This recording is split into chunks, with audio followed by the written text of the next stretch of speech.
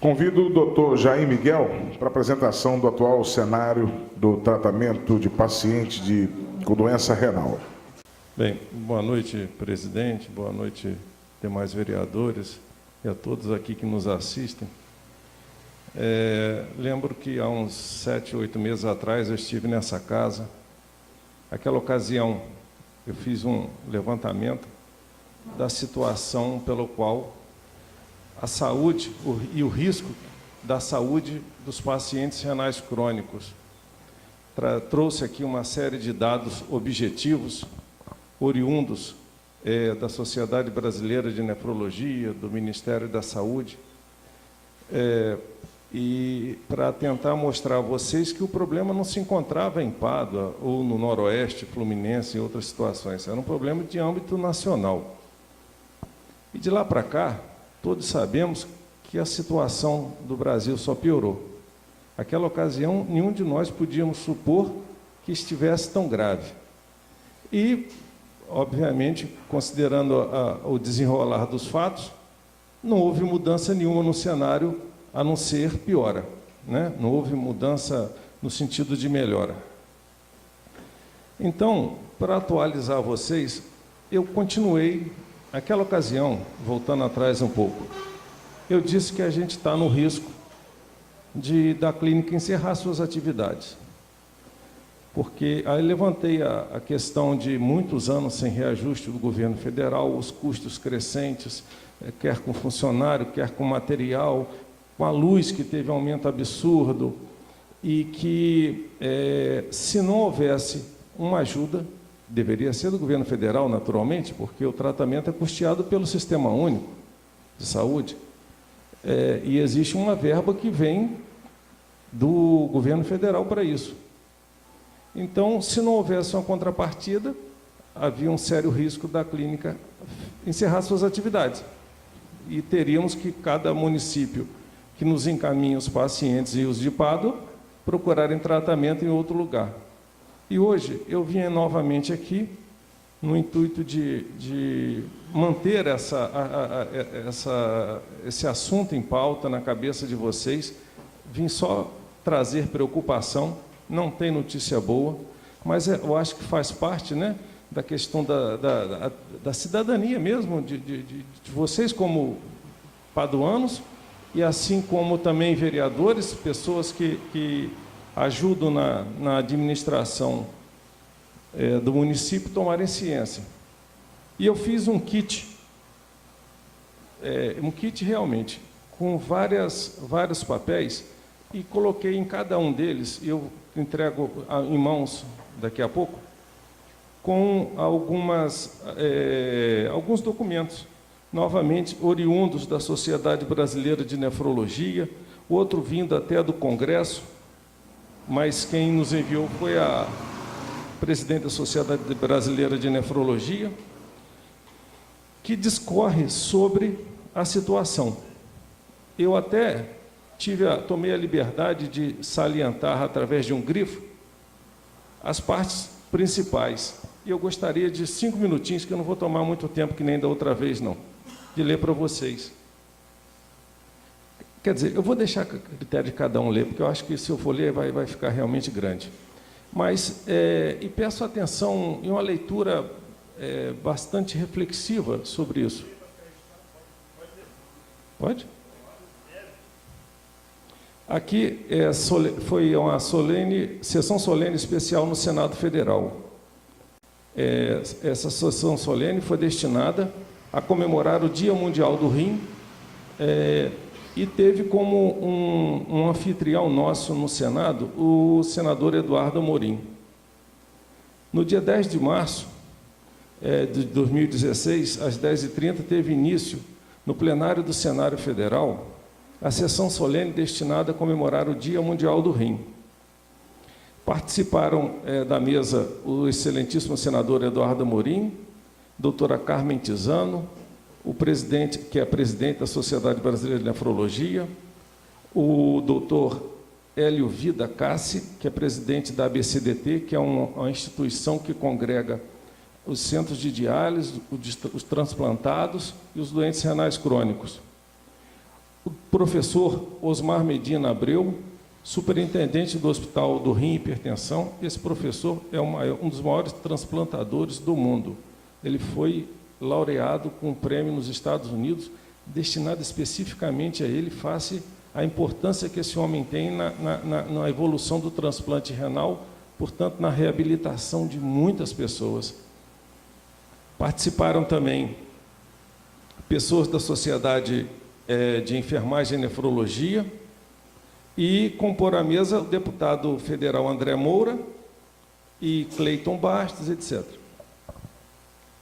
Então, essa sessão teve início com o senador Amorim, fazendo um resumo sobre a situação da prevenção da doença renal, a importância dos rins no organismo e a necessidade de que se reflita sobre a atual crise da terapia renal substitutiva. Toda vez que a gente refere isso, a gente refere a diálise e ao transplante, não é só a diálise. É tudo aquilo que substitui o que o rim não faz mais. E buscar soluções para manter a terapia viável no Brasil. A doutora Carmen, presidente da Sociedade Brasileira de Nefrologia, reiterou suas palavras e informou que o Brasil é o terceiro país no mundo em atividades no Dia Mundial do Rim, que é um dia, não é redundante. Em todo mundo, se colocar na internet Dia Mundial do Rim, ou em inglês, que vai ser mais fácil achar, isso é feito pequenas ações, sempre em cada município que tem essa ideia e queira, como a gente tem feito aqui em Padre há uns 20 anos, que aos poucos a gente chama a atenção, a gente alerta a população. É um trabalho de formiguinha, mas que tende a trazer a conscientização das pessoas.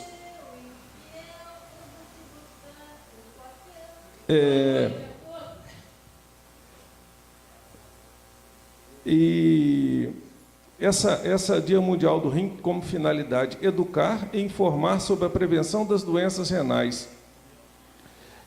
Embora ela tenha dito, a doutora Carmen Tisano, não deva ser direito um motivo de comemoração, lembrando que 70% dos pacientes que chegam à terapia renal substitutiva não sabiam que tinham a doença, descobrem na hora de precisar. Por isso, ela ressalta a importância desse trabalho de prevenção. Alertou também que houve um aumento de 300% no número de pacientes em programa de diálise no Brasil nos últimos 15 anos. Aumentou 300%, mas que o aumento do número de clínicas de diálise foi de 34%. Houveram descredenciamento ou fechamento, nesses últimos 15 anos, de 76 clínicas, e que há 3 anos o valor da sessão de hemodiálise está congelado.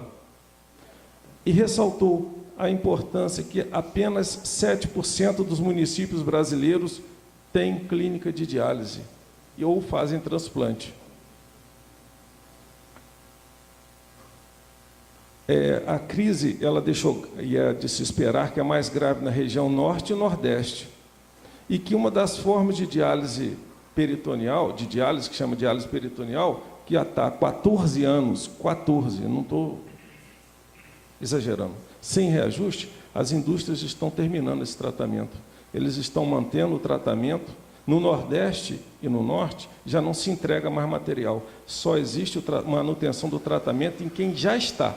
Mas se a paciente transplantar, ou se vier, porventura, morrer, ou acontecer qualquer coisa, não abre aquela vaga para o novo paciente, porque a indústria não tem como continuar a fornecer. E, a princípio, pela maior distância, lá foi o primeiro a ser cortado, por questões de frete. Mas isso está descendo, quer dizer, pegando regiões e estados de outras regiões. O doutor Medina, esse professor que eu citei, lembrou a morte de um professor muito importante da USP, que foi o pioneiro em transplantes renais no Brasil, e que disse que nós corremos o risco de perder o que a nefrologia conquistou desde a década de 60. Está tendo um grande retrocesso desde que essa especialidade foi reconhecida no Brasil e implantou-se a forma de tratamento desses pacientes.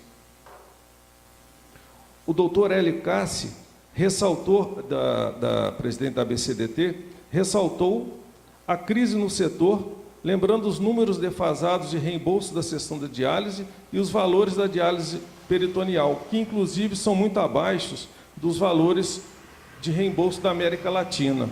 Eu acho que daquela vez eu fiz um comparativo para vocês mostrando por cada tratamento que era pago aqui, na Argentina, no Chile, no Paraguai, etc.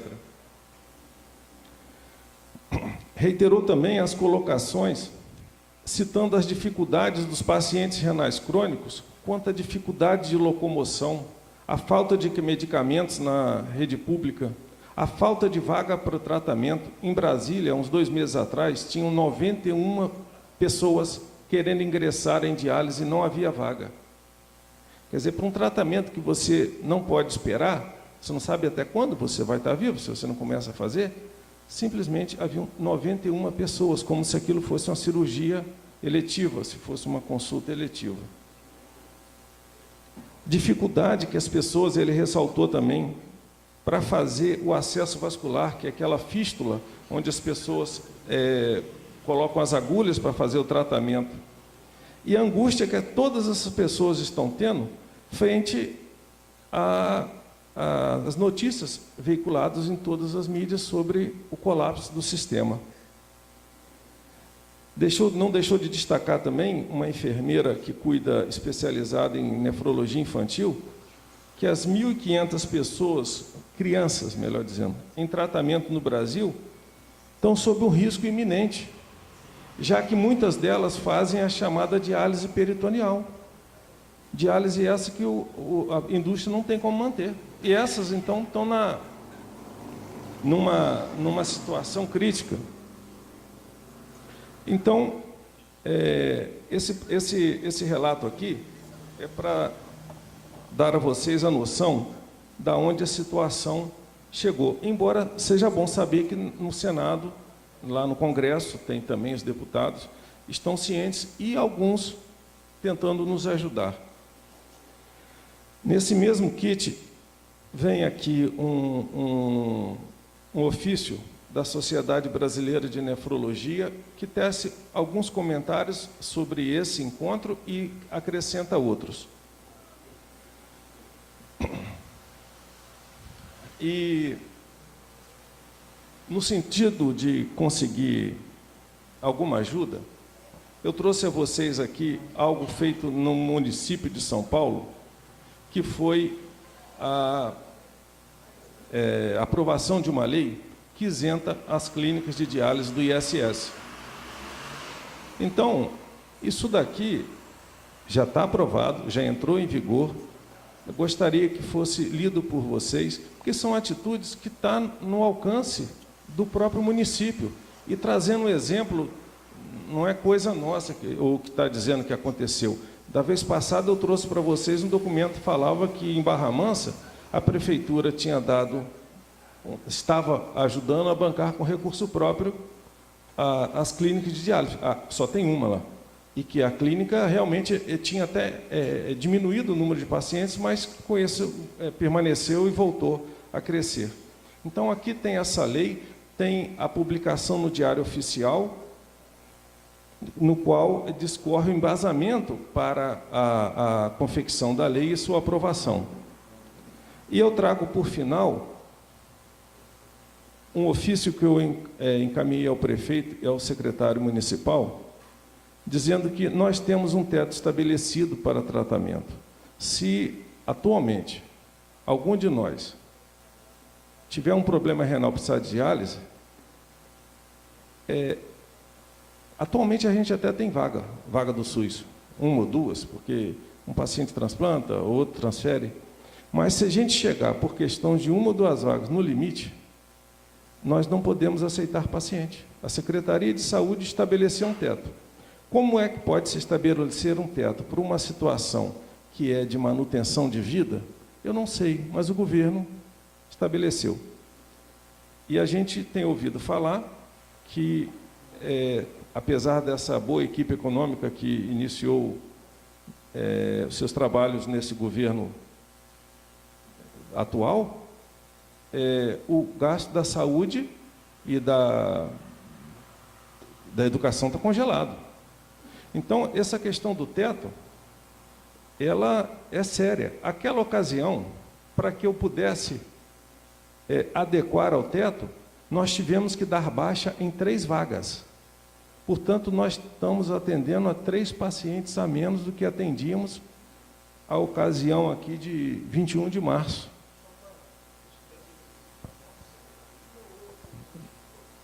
O critério é para o município de Padre, mas todos eles têm um teto. Uns têm um teto mais folgado, porque, na verdade, nosso teto foi até reduzido em março do ano passado. Aí depois eles deram um reajuste, mas que não permitia que a gente tratasse de todo mundo. Então, nós tivemos que fechar 3 vagas. Então, a gente fazia 128 pacientes de tratamento de SUS, agora só podemos tratar 125. Então, quer dizer, numa situação de congelamento de valores, de remuneração, de aumento de custos, ainda reduzem, estabelecem um teto. Só que ninguém vem aqui para lidar com o paciente e dizer, fulano, olha, preencheu, o teto está no limite, você não vai poder tratar. Vai morrer. A não ser que a família leve para outro lugar, que tome-se alguma atitude. Mas, considerando tudo aquilo que eu falei, dificuldade de transporte, muitos são cegos, amputados, dificuldade de remédio. Quer dizer, numa situação onde a família toda está angustiada pelo risco de vida da pessoa, ainda poder ter que dizer, não, fulano, não posso tratar de você. Então, eu tive nesse ínterim, entre a minha vinda aqui e hoje, junto ao prefeito, e levantei com ele essas possibilidades, que eu dizia que é uma aflição a questão da água, vocês lembram? Porque nós temos um consumo de água grande e obrigatório. Se eu quiser poupar água, eu vou produzir uma água de baixa qualidade para o paciente, porque a água é um componente essencial do tratamento de hemodiálise. Ela é misturada dentro da máquina com determinados produtos que compõem a solução de diálise, a gente chama de dialisato. E aquilo que, próximo ao sangue, puxa as impurezas e aí é descartada. Então, não há como a gente economizar água. E a gente paga água como qualquer cidadão que tenha qualquer atividade comum. Sempre dentro daquele racional que é a água cobrada, de se botar um sobrepreço à medida que o consumo aumenta. Com 3 dias de atividade, nós consumimos o teto e já passamos a pagar a água no sobrepreço máximo. E eu consegui, eu não trouxe aqui ainda,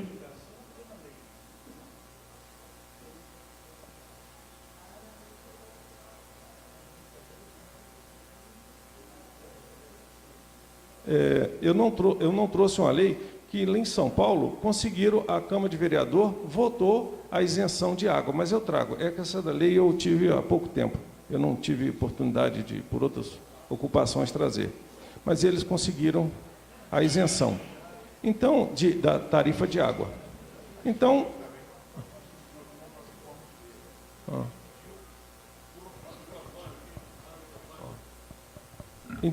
eu volto novamente... Deixa eu falar aqui no microfone, o pessoal ouvir também. Na verdade, eu fiz esse pedido aqui, mas eu fiz através de ofício, pedindo até anistia para a Clinéfilo, também pedindo para os 2 asilos que passam por problemas também. Só que foi por ofício, não foi uma lei, né? E agora a gente acabou de chegar à conclusão aqui, vamos tentar fazer por lei também, para ver se a gente consegue sucesso em alguma coisa. Bom, eu particularmente fico muito feliz de saber que vocês estão engajados nessa equipe. Eu havia, desde a época que eu conversei com o vereador Paulo, ele já tinha se sensibilizado, com todos vocês aqui, depois eu tive um contato com ele, e fico feliz disso estar caminhando, porque só com a união de esforços a gente vai conseguir manter esse tratamento essencial para a vida de muitas pessoas. Uma realidade que nós não conseguimos refletir. Mas, para deixar bem claro o exemplo, aqui deve ter umas 30 pessoas. Estatisticamente, eu vou dizer, com pouca chance de errar, devem ter 3 pacientes renais crônicos, porque em torno de 10% da população brasileira tem doença renal crônica. Se tiverem aqui 40, mais ou menos 50 pessoas, 4 pessoas deverão ter, não precisando de diálise, não estaria passando mal, mas no caminho. Isso não é por questão estatística. Os estudos são feitos assim, os cálculos são feitos com base em estatística. Então, é essa realidade que, aparentemente, está longe da casa da gente, que a gente, porque quem não tem um paciente com isso não faz ideia, mas rodeia a gente no dia a dia. Estamos nós, inclusive nós médicos, nesse risco também. Bom, eu quero agradecer a atenção de vocês. Vou insistir com o prefeito, porque ele pediu para que fosse feita a lei da isenção de ISS. Me parece que está tendo um probleminha lá, porque estão alegando que com a realização dessa lei, a aprovação, vai ter uma abnegação de receita. Como é que chama isso?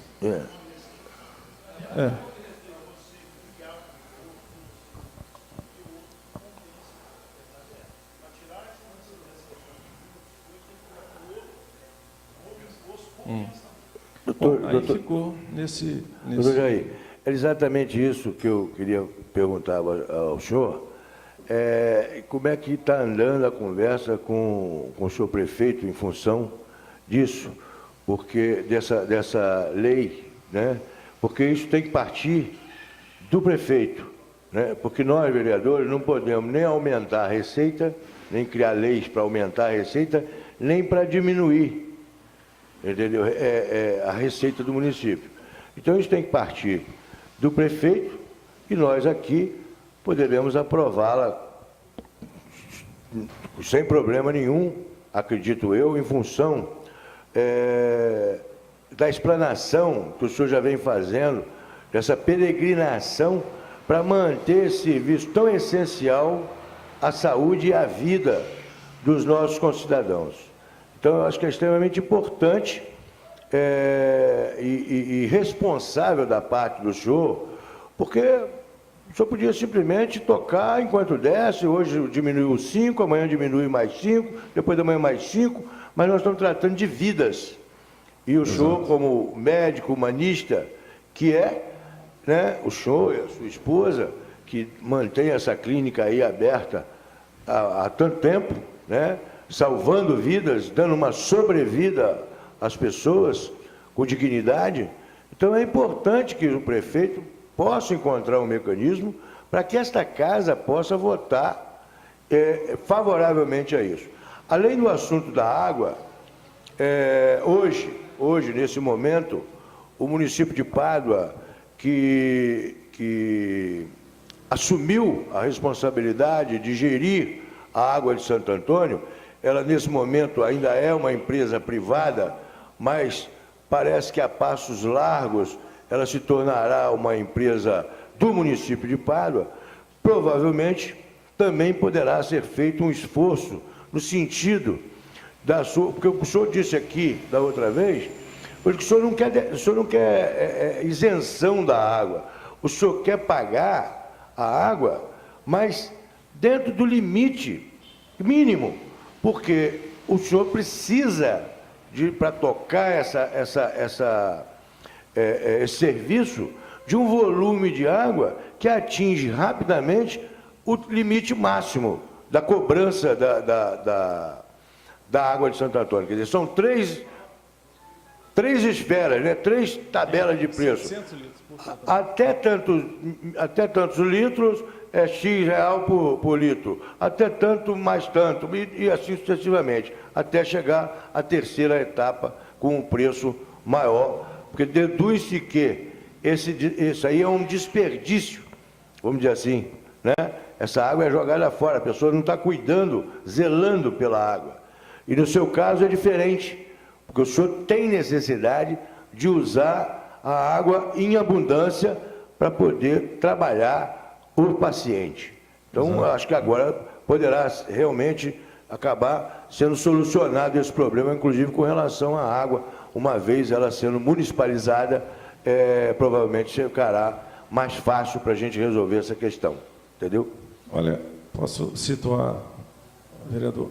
O prefeito, ele foi concordante, ele está compreensivo a respeito da situação e ele pediu para que o advogado Ricardo Miguel fizesse essa lei. Só que ela não... já tem mais de mês isso, eu preciso saber, porque o tempo está andando, a situação urge, né? A gente está numa situação difícil.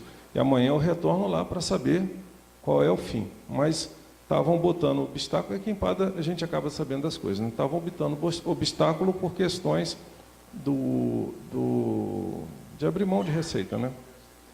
A segunda coisa, vereador, realmente, se não, o pagamento no limite mínimo é o que tem mais de coerente numa situação onde não se possa economizar, né? Porque o objetivo dessa taxação, dessa sobretaxa, é que as pessoas repensem sobre o uso de água para lavar um automóvel, para lavar uma calçada. Antigamente tinha muito disso. Mas eu confesso que, se puder ter isenção, eu estou aqui me expondo de uma forma, porque o nosso gasto de água, se usado em pleno, porque a gente ainda utiliza uma parte de um poço, que nós estamos no 3º poço, para não precisar de consumir água. Poços de 110, 112 metros, aonde o limite da sonda foi. Então, e chegaria a R$15.000 por mês de água. Então, e nessa situação, se puder vir a isenção, ela será muito bem-vinda. Se não puder a isenção, tiver que ser o valor mínimo, a gente também agradece, é lógico, nem tem isso. Mas a situação não me permite manter aqui o orgulho e o brio de dizer que a isenção não traria um alívio enorme para a gente. Tá? E, para terminar, por sinal, boto à disposição, se alguém quiser perguntar alguma coisa. Doutor Jair, eu queria... o senhor poderia até sentar, né, doutor? Nós sentados e o senhor em pé aí, né? Bom, doutor, ao mesmo tempo que a gente fica grato do senhor estar aqui, passando esses problemas para a gente aqui, já que nós somos representantes do povo, da sociedade, a gente fica triste. O senhor está aqui lutando por essa causa, né? Em prol dessas pessoas que tanto necessitam disso. Mas a pergunta que eu queria fazer ao senhor, o senhor ali atende paciente de vários municípios. Qual seria a responsabilidade desses municípios? Como que eles fazem para encaminhar esses pacientes para Pádua? Se isso é tudo via SUS, se outros municípios teriam uma parcela de responsabilidade, uma ajuda, né, para a manutenção dos seus pacientes. Bom, o tratamento, todo ele, dos pacientes do SUS, a gente tem em torno de 5% de pacientes de convênio, que representa, então, 8 pacientes, aproximadamente. É muito pouco. Portanto, a clínica, ela é basicamente prestadora de serviço para o SUS. O atendimento dos pacientes para o SUS foi regionalizado pelo Estado. Ele aqui diz que quem vem para Pádua é o pessoal de Miracema, de Talcara, de Cambuci, de São Sebastião do Alto, da região do Baixo Paraíba, que pega Cantagalo ali, e alguns de Cordeiro. Então, eles que fazem isso. E, segundo eles, uma parte da verba destinada, que seria destinada para esses municípios, é deslocada para o município de Pádua para custear o tratamento desses pacientes, porque, na verdade, o tratamento é feito, o dinheiro não é do município, é o dinheiro direto do SUS. O município apenas nos repassa. E a gente não tem, até por ser assim, não tem nem como barganhar com nenhum município.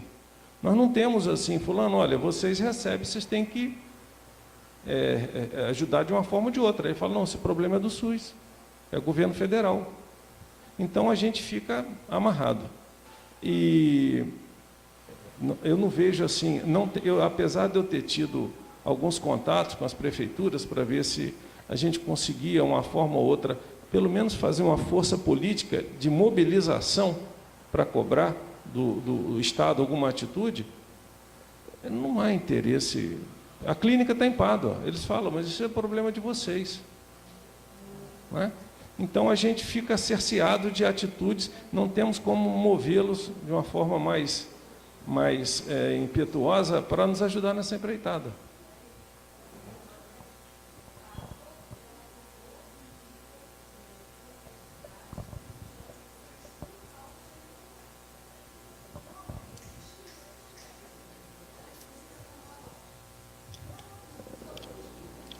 Ela quer dizer o seguinte, a complexidade, o Pádua ter a clínica de diálise fez com que ela tivesse um tratamento diferenciado junto à Secretaria de Saúde para o sentido melhor, porque é um tratamento de alta complexidade. E assim como outros, né, aqui eu acho que faltam, né, cirurgia cardíaca, neurocirurgia, não sei como é que está, tem profissional, mas eu não sei se está credenciado junto ao governo federal. E existem outros que, com isso, você consegue angariar mais verba para o município, embora a verba, naturalmente, seria utilizada para o tratamento, né? Bom, então é isso. Eu gostaria de agradecer a atenção de todos, continuar contando com a colaboração de vocês. Essa empreitada é difícil, muito complicada. Tô já aí. A gente percebe a grandeza da sua clínica no município de Pádua, quando o senhor coloca 7% dos municípios brasileiros, somente 7% tem clínica de tratamento de diálise. Então, é extremamente importante para o nosso município termos aqui uma clínica do porte da que o senhor e sua esposa estabeleceram na nossa cidade. Isso enobrece a medicina, né, no nosso município. Não tem dúvida disso, entendeu? E eu acho que todo esforço que esta casa e que o município de Pádua fizer para manter a sua clínica em sintonia com as pessoas que precisam, né, desse serviço, eu acho que todo esforço que essa casa e que o nosso prefeito fizer é válido e extremamente necessário. Porque só quem tem um paciente, um irmão, um tio, um primo, um sobrinho ou um amigo tratando e fazendo diálise, é que sabe o que isso significa. É extremamente importante para o município de Pádua e para as cidades vizinhas, a manutenção da sua clínica funcionando em perfeitas condições. Nós estamos aqui pronto, pode ter certeza disso. O senhor prefeito mandando qualquer lei que possa facilitar a manutenção da sua clínica na cidade, não tenha dúvida que nós não nos furtaremos e estaremos junto com o senhor prefeito no intuito de manter, de subsidiar de alguma maneira a clínica que é do senhor e da sua esposa. Muito obrigado. Doutor, Agradeço. eu quero dizer para o senhor, que eu já estava conversando com a doutora Cláudia aqui, que para o senhor mandar para mim, por favor, eu dei até meu telefone e tudo, os nomes das cidades que tem doentes, que tem pacientes mandando para a clínica do senhor. Para ver se a gente tem condição de pegar com cada prefeito desses lugares os dizeres que são daqueles locais mesmo, comprovando a vida deles lá naquele lugar. Ou se não, só o senhor mesmo também, colocando os nomes. Que eu vou levar para o Dornelles, que atualmente está sendo governador. Eu sei que está tudo apertado, tudo dificílimo, não vou comprometer em dizer que vai ser resolvido o problema. Mas vou no Dornelles para ele ver se ele tem alguma ligação com o Temer, com o ministro da Saúde, para poder ajudar mais aqui.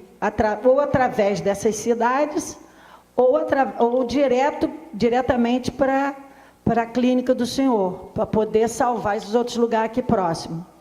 Mas a notícia que eu tenho que dar, que eu venho procurando saber para poder ajudar a clínica do senhor, que eu também não durmo, não. Estou sempre de olho aberto. Eu vendo que Petrópolis, Teresópolis, parece, está fechando, estava fechando, não sei se já fechou. Campos, também querendo fechar. Para todo lugar que eu vou, eles falam, Maria Dibra, não tem jeito. Está fechando ali, está fechando lá, está fechando acolá. No estado do Rio, que eu sei. Agora, quer dizer, não vou prometer que vou fazer, mas eu vou correr atrás, vou continuar correndo atrás. Mas eu gostei em falar que tinha doente de outros lugares, eu gostei para poder pegar, para mostrar que tem várias cidades incluídas e que Pada está socorrendo essas outras cidades. Então, ele tem que mandar para Pada as coisas, né? Lógico. Vou tentar isso. Tá, eu agradeço. E Tá conto bom. com a ajuda de empenho de todos vocês, que eu sei que Eu vocês peguei o têm telefone preocupação dela com isso. e eu bom? dei o meu para ela, o meu telefone, que qualquer coisa ela me liga. Se vocês tiverem outra ideia melhor que essa, pode me ligar, tá? Ou aparecer lá em casa, né? Tá bom. Tudo bem. Obrigado. Tchau. Obrigado, senhor presidente. Obrigado a todos.